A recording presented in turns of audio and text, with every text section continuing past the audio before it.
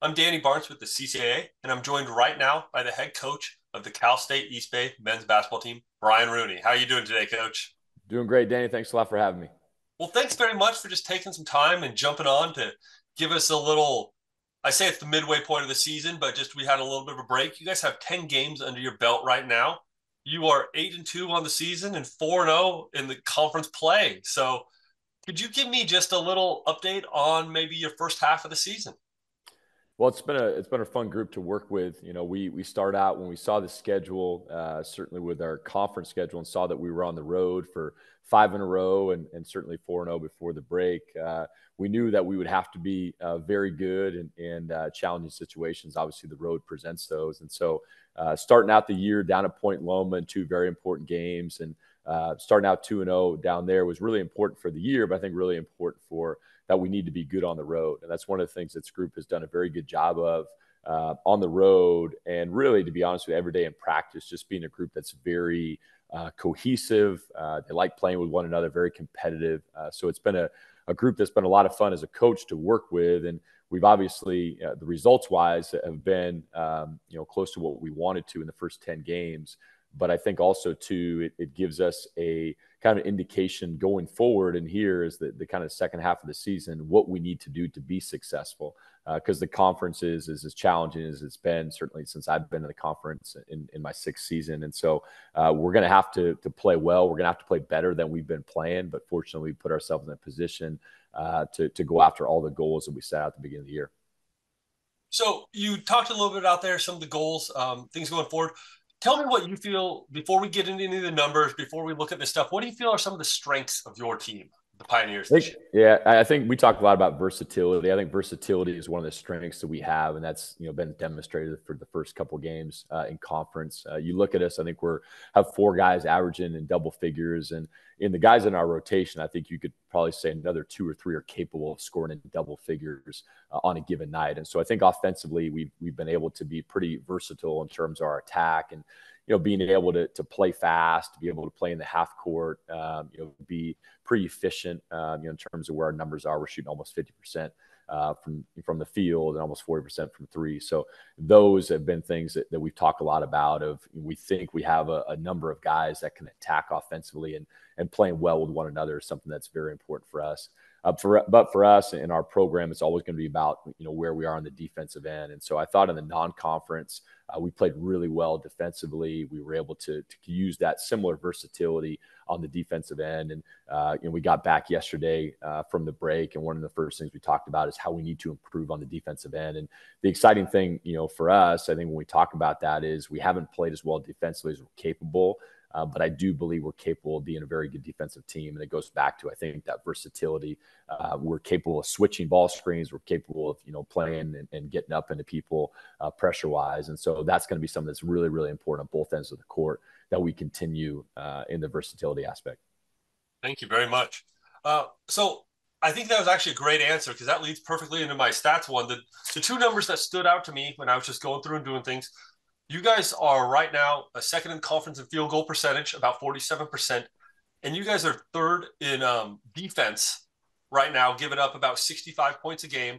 But the thing that really, if you want to be honest about that one, you guys are 15th overall in Division Two on that defensive note. So I guess I got to ask just what emphasis are you guys putting to make it tough for teams to score? And just how tough is it for people to score in this conference overall?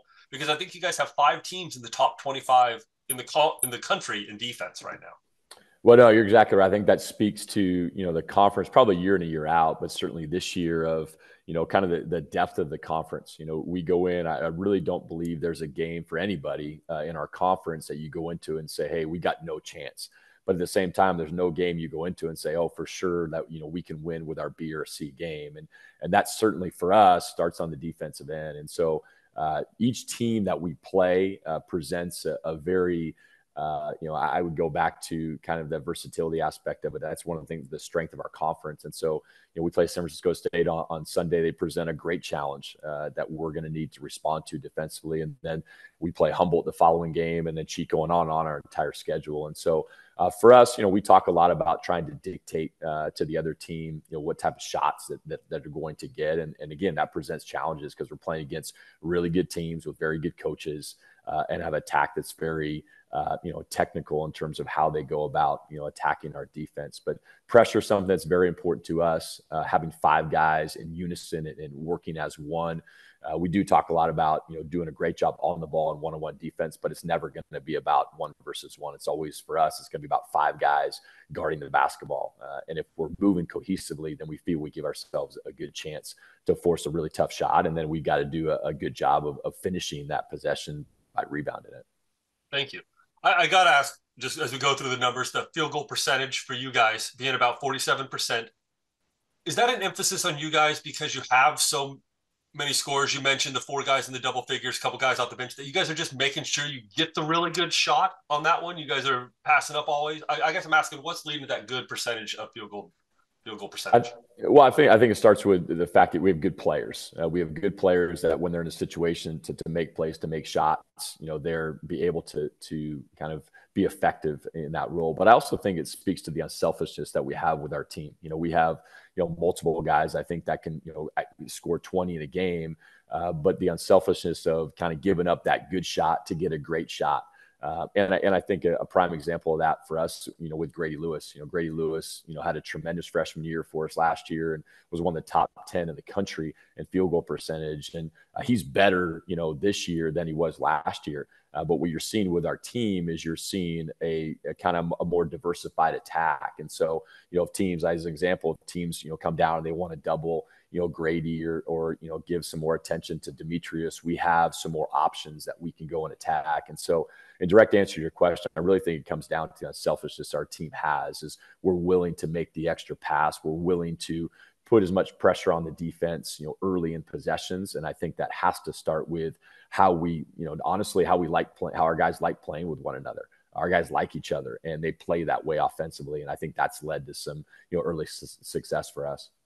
Well, thank you very much. That's what we, like I said, want to hear that little insight rather than just see the numbers on that. I got to ask you what Demetrius has meant to your team this year.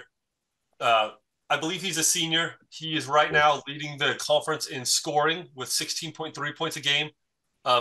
And he leads the conference in steals, and he's actually 13th in the country in steals. So he seems like he's getting it done on both ends of the floor. Could you tell me, is he taking a leadership role, and what is he meaning to the Pioneers this year? Extremely proud of Demetrius and his development. He had a very solid year last year. He was honorable mention all conference and, had some games when he was, really, really effective. But I think, and he and I talked about this in the offseason, there was kind of an ups and downs in terms of the highs were really high, but there were games when he didn't play well. And I've just been so pleased and, again, proud of his consistency this year. And, I think to the outside, somebody looks at our numbers and say, hey, guys averaging 18 points a game, that must be his major focus. But I really think it goes back to what you talked about, his engagement defensively. I think he has had an approach as a leader and somebody that his experience is something that he's, benefited our team and benefited his teammates because he's engaged the entire possession on both sides of the court. And I think that's something that just leads him to be more effective, again, on both ends. And so, quite honestly, when we look at what we're going to run offensively, we don't go into a game and say, hey, we're going to run these 10 things for Demetrios. He just has a great job of playing within the system, playing with, his teammates.